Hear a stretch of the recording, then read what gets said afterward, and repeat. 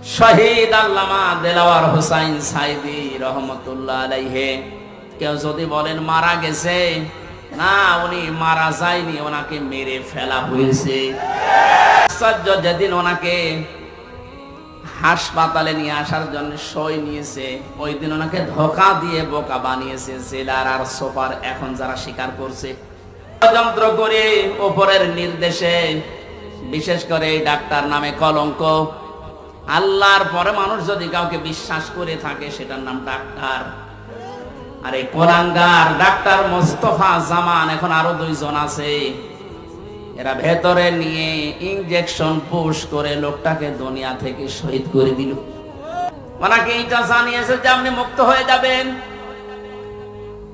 এদেশের নির্বাহী আদেশে যিনি দায়িত্বে আছেন, ওই সময় ছিলেন, তিনি নির্বাহী আদেশ দিয়ে আপনাকে মুক্ত করে